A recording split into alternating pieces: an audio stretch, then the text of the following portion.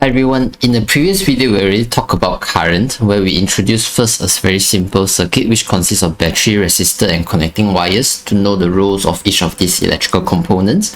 Then afterwards we studied what will happen if we connect a connecting wire or simply a conductor to a battery. So the battery creates a high end potential region which introduces an electric field inside the conductor.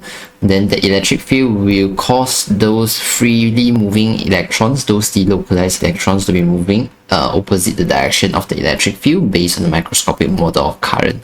So we learned that it's actually a combination of fast random motion and frequent collisions which result in the electron drifting slowly due to that Coulomb force. Okay, then we'll simplify the diagram to be talking about electrons drifting according to their drift velocity, which we further flip it based on our understanding that positive charge is easier to understand.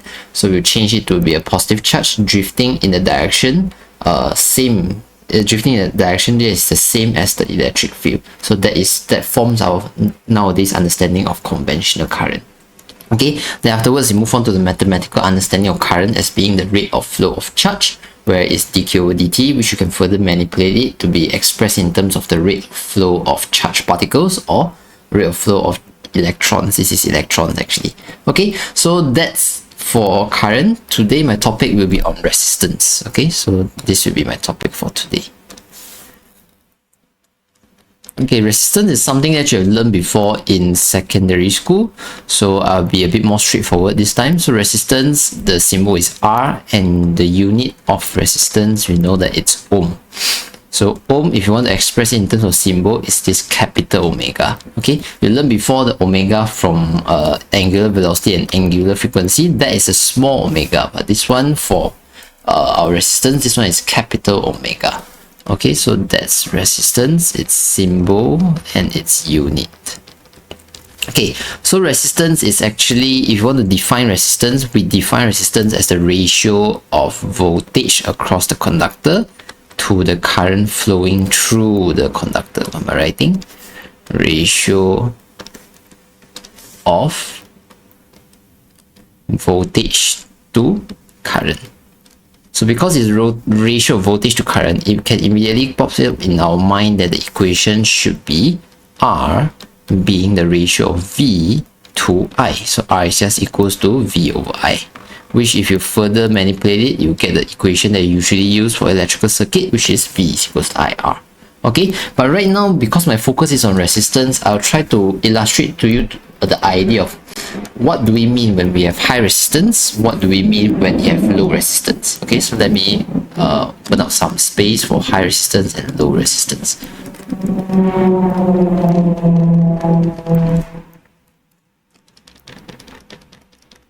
Okay, so here we're going to study what happens if you have a high resistance resistor connected to a circuit. Here we'll study what will happen if you have a low resistance resistor connected to the circuit.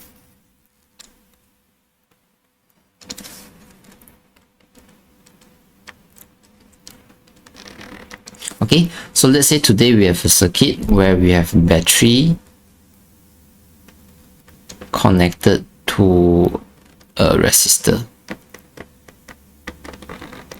Okay, it's the same circuit for both of this high R and low R situation, but what I'm going to vary between the both of this circuit is that I'm going to vary its resistance. Okay, so on the diagram on the left, you have a circuit with high resistance. So let's say this one is 2 ohm. This is a 2 ohm resistor, whereas this one is a 1 ohm resistor.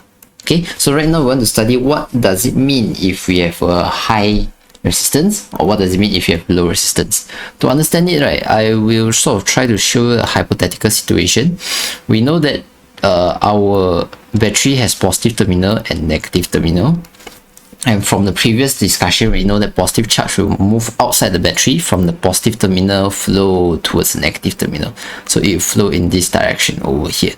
Okay, so now I want you to think of a situation. Let's say today we have 1 coulomb of charge. This is 1 coulomb of charge moving through this is this resistor over here. Okay, the same thing over here. I'm going to send 1 coulomb of charge passing through this resistance over here.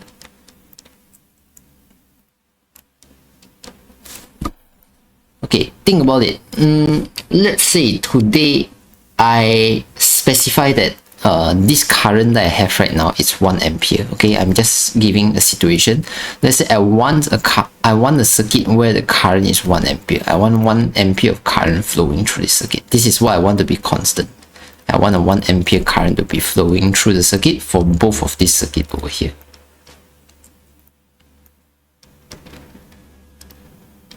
Okay, so based on the understanding, if you want a 1 ampere current to be flowing through this circuit and flowing through this 2 ohm resistor, if you do your V is equals to IR, you notice that the V is equals to IR will bring you an answer of 2 volt for this resistor. So the potential difference across the resistor will need to be 2 volt. So 2 volt means because this 2 volt here is going to, this 2 joule energy, okay, let's later explain in further detail, but this 2 joule energy will be supplied by the battery wholly, right? There's no other power supply. That means if this resistor is 2 volt, your battery will have to have a power supply of 2 volt as well. Okay, on the other hand, if you focus on the low resistance circuit over here, this low resistance circuit here, if you want to measure its voltage, you do again the same V is equals to IR. You take the current. I mentioned I want 1 ampere. Why didn't I write 1 ampere? I want a 1 ampere current over here. Okay, so if I want a 1 ampere current to be flowing through this circuit over here, 1 ampere multiplied by 1 ohm gives me 1 volt of potential difference. That means I need to set up a potential difference of 1 volt across this resistor. So that means if this energy is only supplied by the battery, then if the resistor has a voltage of 1 volt, the battery will need to have a voltage of 1 volt. Okay, because the battery here acts as a supplier, whereas the resistor here acts as the energy receiver, right? So if they ask for each coulomb of charge to supply 1 joule energy, let's ignore those things, but let's say they ask for 1 joule energy, you can think of volt as similar to energy. We'll discuss in the next video why volt is similar to energy, but for now you can think of volt as similar as energy. Okay, so if they ask for 1 joule energy, that means you need to be, the battery needs to supply 1 joule energy. That's why this one is 1 volt. Okay, so right now you can see that in order to have a current of 1 ampere passing through this resistor, you require a greater voltage in order for 1 ampere of current to pass through the resistor. Whereas for the lower resistance resistor, in order to have 1 ampere of current flow through, you don't need that much voltage actually. You only need less voltage, you need 1 volt of voltage across the resistor in order to have 1 ampere of current to flow through. So that's the difference between high resistance and low resistance. Okay, why is it so, right? Try to think about it. Okay, this expression is getting a bit long-winded, but 1 ampere means by every second there's 1 coulomb of charge passing through. 1 ampere is 1 coulomb per second. So you can read it from here. 1 ampere is actually coulomb per second. So that means if I say there's a current of 1 ampere passing through, that means that there's only 1 coulomb of charge passing through per second. So this 1 coulomb of charge, when it passes through the resistor, what happens is you go through the equation where the charge here, the charge will experience a change in electric potential, also known as potential difference. Okay, and that results in having a change in electric potential energy. Okay, so in this case, our charge here is this 1 coulomb charge that is passing through every second. Then the potential difference that is passing through in order to get through the resistor, the potential difference is 2 volt. So that means this charge over here will experience a change of electric potential energy by 2 joule.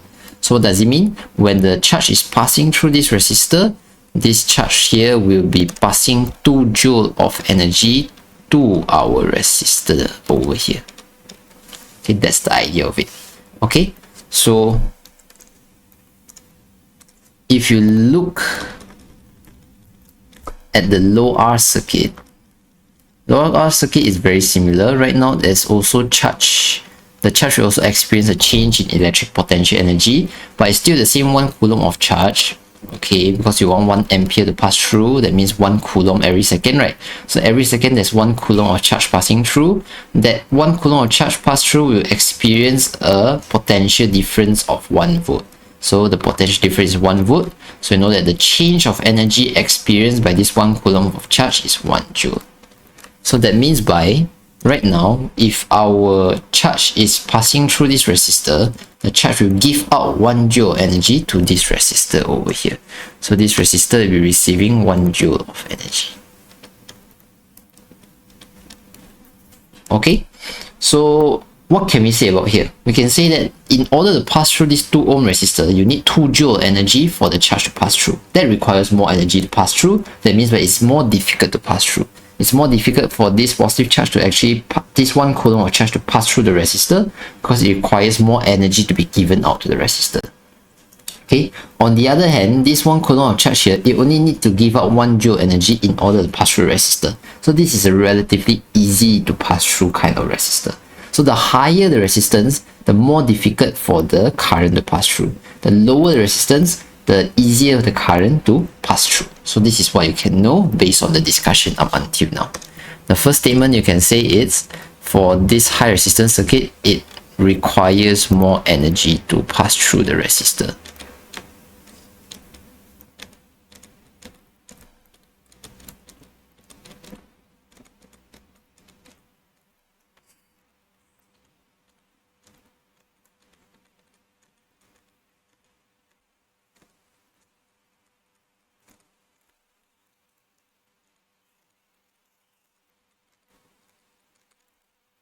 Okay, on the other hand, if you look at a low resistance circuit, you know that it only transfer 1 joule energy, that's less than 2 joule, so it requires less energy to pass through the resistor.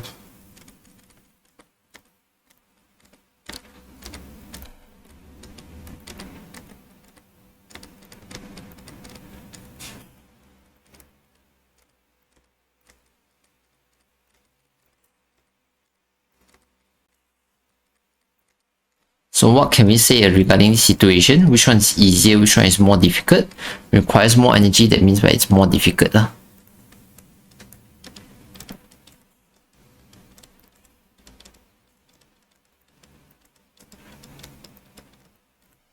It's more difficult to pass through the resistor.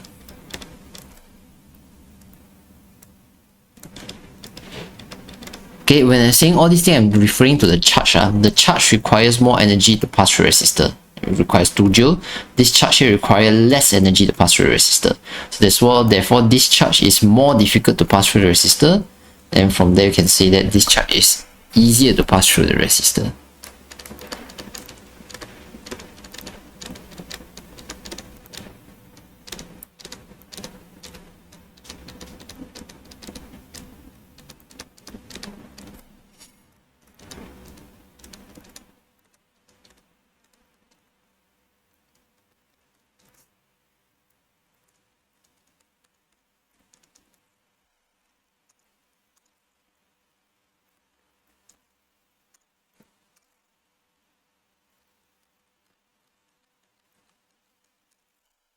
Okay, therefore we can come to a statement, if it's more difficult, then you need a greater energy, you need greater voltage across the resistor, right? So this one require greater voltage in order for a specified current to flow. I should say require greater voltage to be set across the resistor.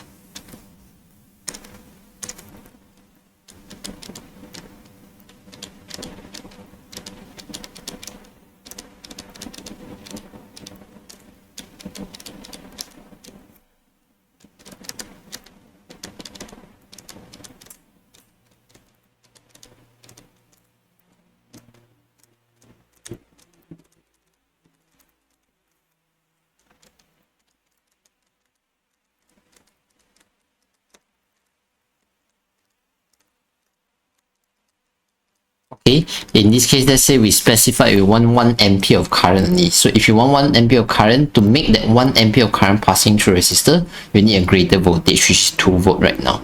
But if it comes to a lower resistance resistor, it requires a smaller voltage.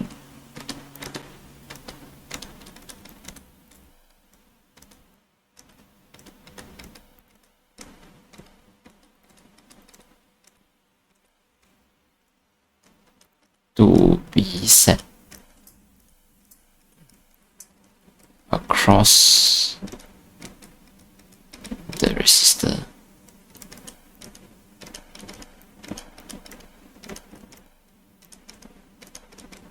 For a specific current to pass through.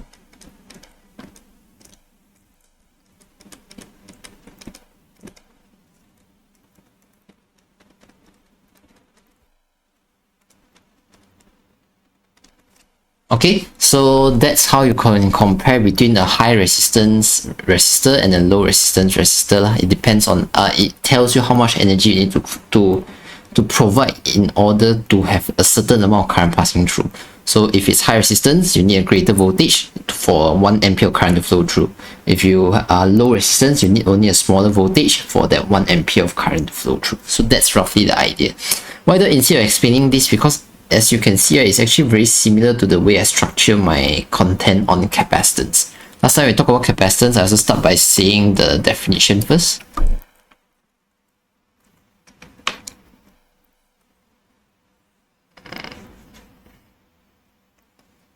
Okay, I start by saying the definition first. So this is definition. Then I compare between high C and low C. What does it mean, right? Then now I'm going to move on to the next part of the explanation, which is the factors affecting capacitance. But right now in our video, because this is resistance, I talk about the definition first. I compare what is high R and low R first. Then right now I'm going to talk about the factors affecting resistance. Okay, I'm trying to follow the similar ways that how I explain capacitance and bring it to how I explain resistance. Because actually, if you move on to chapter 6 later, you'll be combining resistance, capacitance, and also inductance. At that point, you see they are actually quite similar. They are all ratio of something to something. That's why I'm trying to explain in a similar way so that you can see the pattern in chapter 6 later. Okay, so the factors affecting resistance, there are actually 4 factors that are affecting our resistance. In capacitance, the 2 factors are the dimension of the capacitor and also the insertion of dielectric, right? But for resistance, there are actually 4 factors affecting it. So to understand the 4 factors, right, let's go to a slide for me to explain the situation. And we are going to use the microscopic model of current to understand the whole thing in greater detail. Okay, so no, not this one.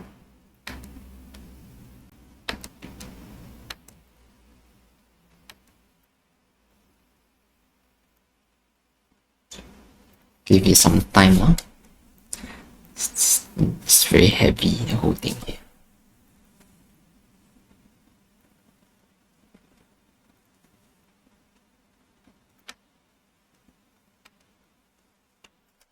Okay, so we are now going to study what makes a conductor high or low in resistance. Okay, a conductor or resistor or any kind of material, how do we make it high resistance or how do we make it low resistance? Over here I specify it as 3 factors, but if you want to think about it, you can think of it as 4 factors. You want to think of it as 2 factors, it's actually up to you. But the important thing is to get the idea. Okay, so this slide is written based on the first factor being the dimension of the conductor, the second factor being the material used to make the conductor, and the third factor is the temperature of the conductor. So these 3 factors together will contribute to the factors affecting resistance. Later in my notes I write it as 4, but if you think about it, dimension, there's also length, width, and height, right? So of course I can split dimension to length and also area, something like that. Okay, but before we go on to all these factors, I want you to try to recall what you learned about microscopic model of current. So when you learn about microscopic model of current, what you usually think is that the electrons are actually bouncing around freely inside this in between all these positive ions. So these positive ions, the positive metal ions, they are relatively stationary, they don't really move.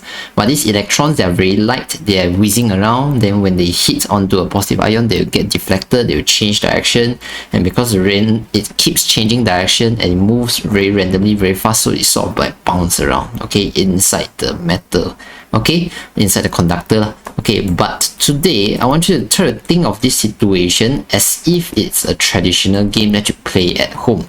Okay, if you have happened to play this while you were young, if you happen to have an empty space outside your house, you probably play this with your neighbor or your friends before. It's called Gala Panjang. Okay, so it's a Malaysian traditional game where you have a bunch of people, which I label in blue over here.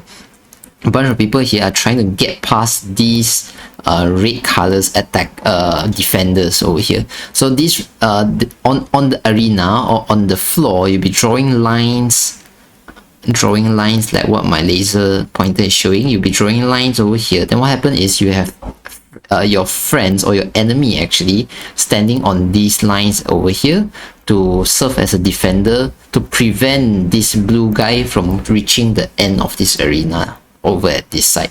So what happens is the blue player will have to try to avoid all these red players. These red players can run around and tag them on this line, but you have to avoid all these red players in order to get through all these obstacles and come out on the other side of the arena. So the game is called Gala Panjang, but actually I think of it is it's actually very similar to the how an electrons move in a conductor. Actually, if you think about it, all these defenders that I mentioned just now, they try to prevent the electrons from moving straight to the end of arena, right? So you can think of these positive ions here are like the defender, whereas the electrons that are trying to pass through over here is like the attacker trying to reach the end of the arena over here. So this is very similar to a Gala Panjang game. And why do I relate it to a Gala Panjang game? It's because it makes all these factors here makes more sense. Okay, so let's say for option 1, if you increase the length of the conductor, that means that initially the length of the conductor is only this short, but what you're going to do, you're going to extend it further like this. So if you're extending further like this, there'll be more positive ions along the way for the electrons to pass through, right? So the electrons will have to pass through more positively charged ion. Thus, it's very likely for the electron to experience more collisions. So you should expect that because there's more defender over here, it'll be more difficult to pass through, right? So more difficult to pass through, the increase in length will causes increase in resistance.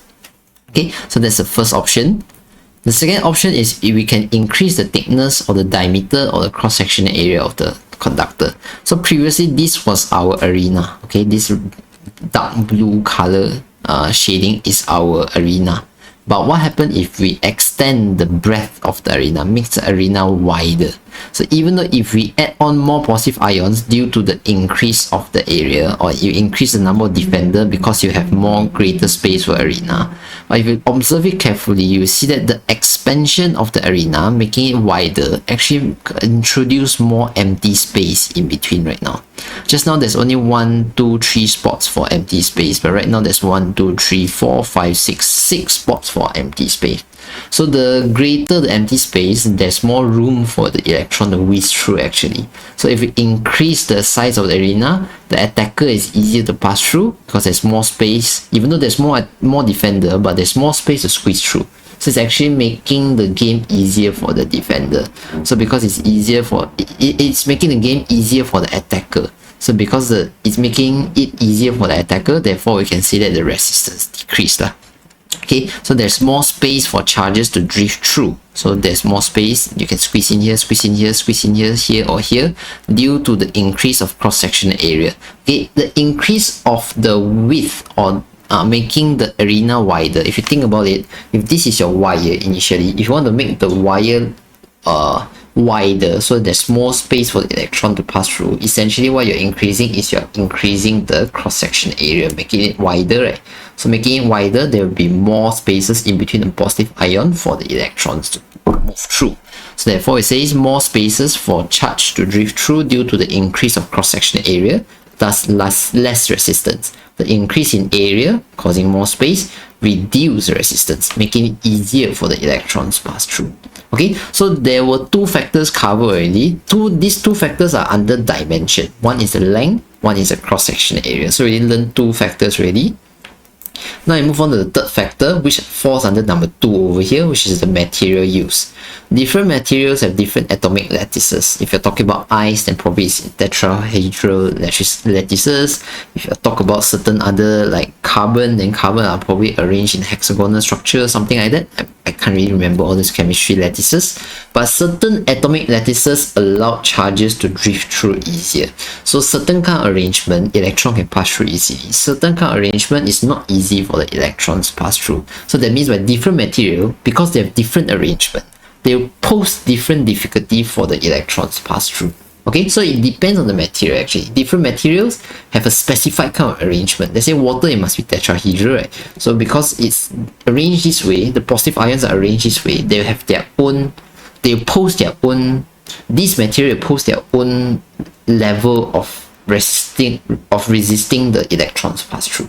Okay, so we quantify how strongly a material resists electric current using the physical quantity resistivity. So if we have an atomic structure or we have a lattice arrangement which don't really encourage electron to flow through, then we can say the material resists electrons to pass through, right? So you can say the resistivity for that material be very high. But let's say if you're talking about a good conductor want electron to flow through easily, right? So it will resist the flow of electron less. So if it resists less, then you should expect a smaller value for resistivity for a good conductor. Okay, so the definition of resistivity is a ratio of magnitude of electric field and current density. But this one is actually not in your syllabus, so let's just ignore it. But it's just fundamental property of a material. Any kind of material will have its own resistivity, and it depends on the material you are. A gold teddy bear and a gold pyramid and a gold ball, they all have the same resistivity because they are all made from gold. So gold is the material. If they are the same material, they have the same fundamental property, so therefore they will have the same resistivity. So I'm not saying about what kind of item is it, I'm talking about what kind of material you use to make that conductor. Okay, so it's a fundamental property of a material that quantifies how strongly it resists electric current. The more it resists electric current, the greater the value for resistivity. Okay, so this value resistivity here, the unit is ohm meter. So you can see here that there are different types of metals over here, different type of materials over here. So you can see that for silver, copper, and gold, they are all having a small value for their resistivity. It's times 10 to the power negative 8. But if you move to insulators like amber of glass, you can see that in the resistivity is times 10 to the 14. This is negative 8. This is times 10 to the 14. This is very, very different. That means by amber, glass, lucite, and mica over here, they are very resisting electron flow. So they are very resisting electron flow. Electron will face a very, very difficult time to pass through them. So that's why they are not good conductors. Therefore, that's why I call it as insulator. Okay, on the other side of the story, silver, copper, and gold, they have very, very low resistivity. Electron can pass through them very easily, so we call them as good conductor. They conduct electricity very well. Okay, so all these things depends on the substance. As you can see, different substance has their own resistivity. So we went through the 3 factors already. First is length and cross-sectional area. Then the third one is material. Length and cross-sectional area fall under dimension because they talk about size. The third factor, the material, the resistivity, fall under the material use. Okay, then the last factor I want to study here is the temperature of the conductor. So what happened is, before we talk about this, let's relate this resistivity to the Gala Panjang game. So Gala Panjang game, if you want to think about resistivity, how should you think about it? Okay, imagine this is the player today wanting to get through this arena. So the first round, he's playing against a bunch of small kids. Okay, even though they are very active, but they are not very. Small kids is not a good idea. Maybe they are playing against a bunch of lazy people, okay, lazy, non-energetic friends. Okay, so if this player is playing against a bunch of defenders which are lazy to move, sedentary lifestyle, to want to move, then that material itself, it's sluggish. The defender inside are sluggish, so you can move through very easily. On the other hand, let's say today you are facing against a bunch of bodybuilders, like bodyguard level people. All of them are like very buff, very active, ready to defend you. Then in that case, you have a strong resistivity. So different kind of a defender means by you have different material. So different material, different resistivity. Okay. So material is done. Next, for temperature, to understand temperature is actually understandable. Okay, so to understand it, positively charged ion vibrates more violently due to increased kinetic energy. If you increase the temperature, what happens is all these positive ion will vibrate more vigorously, because higher temperature means higher internal energy. Higher internal energy means higher kinetic energy. So you're moving faster, bouncing around even more violently. Those positive ion, they cannot move around in the space, but they can vibrate more violently. So if they vibrate more violently, what happens is the electron will collide more frequently with the positively charged ions of the material. They are now more energetic due to the increase in temperature. So this increase in temperature causes that material to become more resistive to current flow. Okay, initially they are okay, they resist they resist current flow, but if you heat it up, the positive ions vibrate so violently that it causes it even more difficult for the electron to pass through the material. So the increase in temperature causes an increase in resistivity, and we know from just now the increase in resistivity will cause an increase in resistance.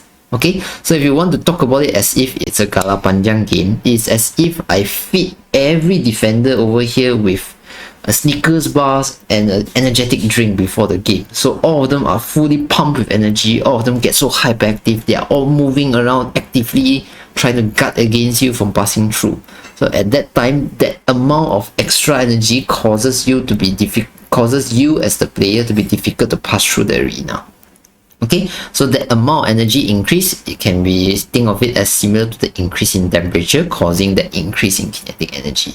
So the increase in temperature makes it too much energy, they all vibrate violently, the resistivity increase causing the resistance to increase. Okay, so these are the four factors. Later I'll come back to this area and length over here, but for now we already learned the four factors. Let's try to summarize it in our notes right now.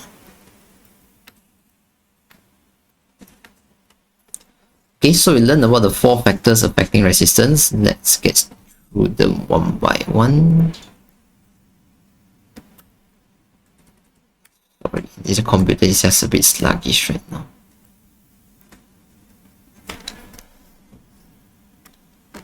So what are the four factors? Let's list it down. The first one is length.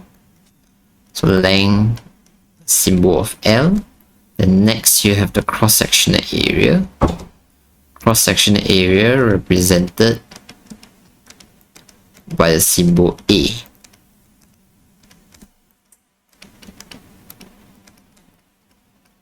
Then next you have the type of material, where each different type of material have its own resistivity. So that's resistivity rho. Okay, the symbol for resistivity is this symbol rho over here. It's a Greek letter rho. Okay, number 4 over here, you have the temperature, which will affect the amount of energy, kinetic energy inside the system. So they vibrate more vigorously, so causing increase in temperature. So these are the four factors increase in resistance. Okay, so these are the four factors affecting resistance. Let's try to understand, quantify their relationship. We know that if it's longer the length, the more defender you have to pass through, the greater the resistance. So L increase causes R increase. The wider the arena, the more space you can squeeze through, so it makes it easier for you to pass through, the resistance will go down. Okay, the different type of material, if this material happens to resist current flow very strongly, that means by any object made out of that material will have a higher resistance. Then lastly, the increase in temperature will cause the vibration to be more violent, so the material itself will become more resistive to current flow, therefore resistivity increase, which further causes your resistance to increase. Okay, so here are the four factors that affect resistance, but right now let's put it into a form of an equation. So the first equation that we can do is to combine the first three factors, which are the length, the cross-sectional area, and also the resistivity. So if you want to combine it into an equation, the equation will be the resistance, and we can sort of deduce what quantity to be put where. Okay, because we know that the length is proportional to the resistance, that's why you should put it at the denominator side, so length should be up here. Next, your area increase will cause the resistance to decrease, so if you increase your area, it will cause the resistance to decrease. The area should be at the bottom, the denominator. Then next, you have the resistivity. The resistivity increase makes the material harder to pass through, that's why any object made of it will be high resistance, right? So the proportional relationship, you should put it up there. So these three factors here, you are able to actually form a very logical equation just by understanding the idea of how Galah Panjang works, and you can understand the idea of attacker defender. Then all three factors here, you know it will contribute to the resistance in this way. Okay, so this is the first equation that connects together the first three factors, while the fourth factor, as you can see, is not being discussed yet. There's no equation, it's not included in this equation because there's another equation dedicated to this. Okay, so for this temperature,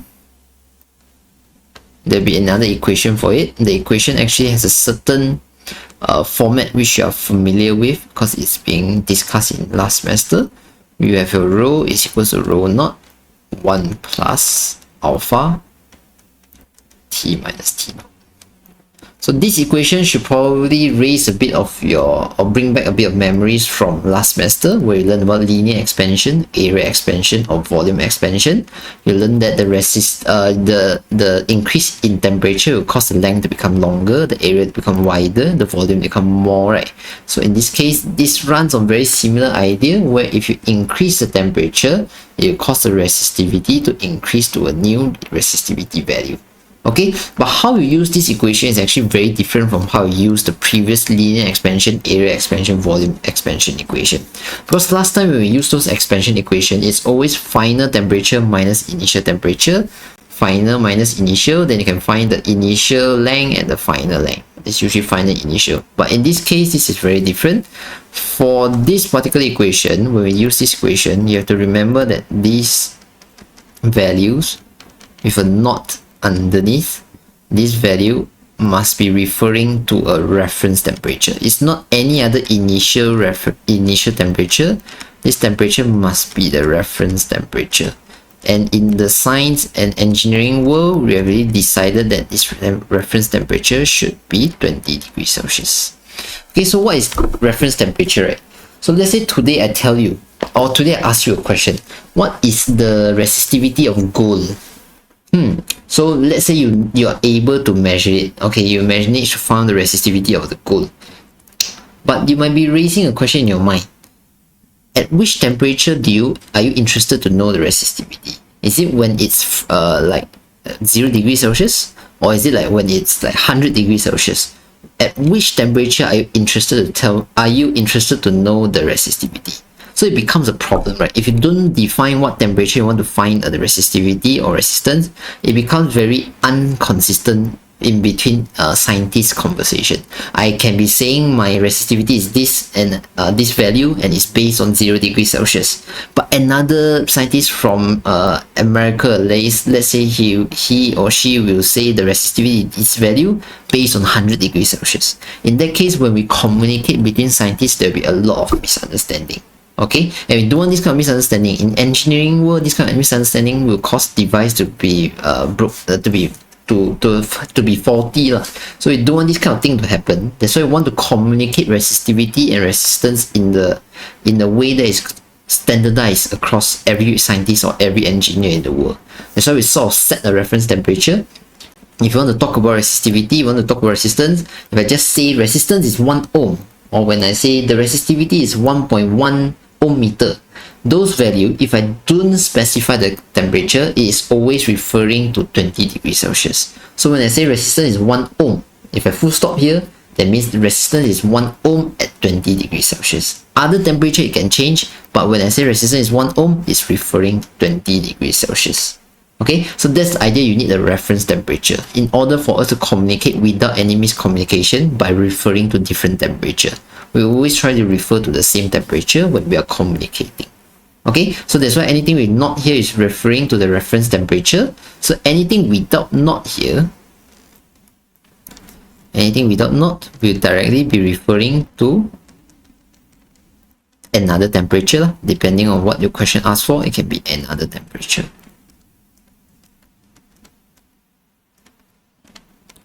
So another temperature can be X degrees Celsius, can be any kind of degrees Celsius. Okay, so this is how you need to use the equation. You remember, one temperature and one resistivity must be based on 20 degrees Celsius. The other one can be any other temperature. Okay, but what if today, right, you're given a situation where, let's say, they give you at 5 degrees Celsius. Okay, this is just a very simple example. Let's say today at 5 degrees Celsius, they tell you that the resistivity is 1.10 times 10 to the power of -4 ohmmeter. Okay, let's say this is what they tell you. Then they want you to find at 35 degrees Celsius what will be the resistivity at that temperature. Okay, so how to solve this problem is, you might think that this is final, this is initial, so you take 35 minus 5. So 35 minus 5, then you put in this row as row naught because it's initial row, then you can find the final row. But that is actually incorrect. As I mentioned, the naught at the back must be referring to the reference temperature. So if you want to do, if you do want to find 35 degrees Celsius, what is the resistivity? You should break open an intermediate step, which is 20 degrees Celsius, in order to find rho naught first. Okay, so how do you do that? When you are first dealing with this, you will use rho is equals to rho naught 1 plus alpha T minus T naught. But here we'll be referring to T as 5 degrees Celsius, another temperature. T naught will always be 20 degrees Celsius. That means by this rho naught over here will be the rho at 20 degrees Celsius, whereas the rho over here will be the rho at 5 degrees Celsius. Okay, continuing from there, you can continue the journey to find the 35 degrees Celsius value. It's just the same equation, but right now you have the rho naught already. Okay, so what do? You just take this one to be 35 because that's another temperature, and this one will always stay as 20. Okay, so this one is also 20 degrees Celsius. The rho at 20 degrees Celsius, sorry.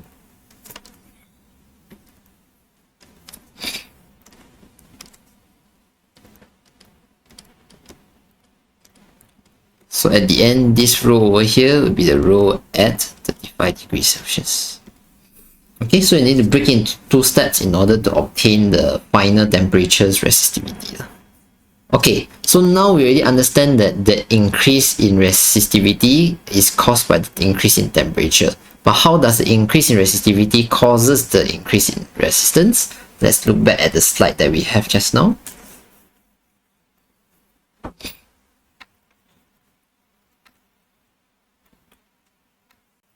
Okay, we can see that when we are increasing the temperature of the conductor, the increase in temperature causes the particles inside to move more violently. And if you recall back to last semester, when they move more violently, what will happen is the distance between the positive ions will become more spaced apart because they are pushing each other away, right? So they will become more spaced apart, and that is the reason behind why the length of this conductor should increase and why the diameter of this conductor should actually expand. But in our syllabus, in order to make the understanding easier, we are going to assume that that increase in temperature, right, is actually not too big until not too big. So the increase in length or the increase in cross-sectional area is so small that it can be neglected. We know that there is expansion. That is what we learned from last semester. Increase in temperature causes expansion. Decrease in temperature causes contraction. But the expansion and the contraction of the length and the cross-section area, they are very, very small that it's actually sort of negligible. Okay, so if it's negligible, we can choose to not talk about the increase in length or the increase in area. We just assume the length and the area to be constant. Okay, so if we assume the length and the area to be constant, now this equation that we discussed just now can be further manipulated. We can take this equation, which is resistivity. Okay, this equation resistivity, we know from the first equation just now, R is equals to rho L over A, right? So if we shift things around, rho will be equals to RA over L. So what can we do is we can replace these rho's over here with RA over L, RA over L. Okay, we know that just now we say that the increase in temperature, even though it's supposed to cause some expansion, but we're going to ignore the expansion because it's so small. That's why the area should be constant and the length should be constant. That's why you can cut away the area, you can cut away the length. So that allows you to modify the equation so that you can now have the relationship between resistance and temperature. So this is the equation that comes from the resistivity and temperature equation. Okay, so continuing on my notes, I can fill out the last factor over here with the new equation where I can expand it to become, give me a second.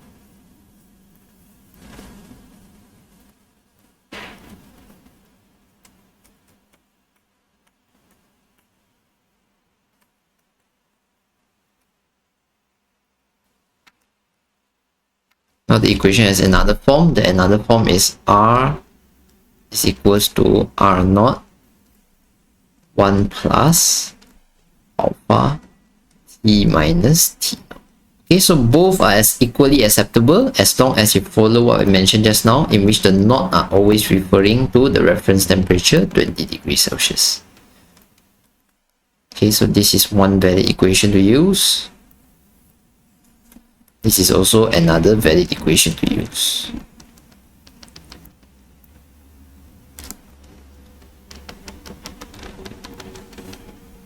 Okay, so these are the four factors affecting resistance. The first two can be packaged as the dimension of the resistor. So technically there's two factors involved. So these are the two factors being combined. And lastly, you have temperature, which affect the resistivity and also the resistance. Okay, so in the future video, okay, which is the next video, what I'm going to do is I'm going to combine what we've learned just now on current. In the previous video we learned about current, and this video we learned about resistance. Now combine current resistance together with voltage to analyze a simple circuit, and that discussion is going to lead us to other physical quantities like power and energy. Okay, so that's it for this video on resistance. Thank you very much.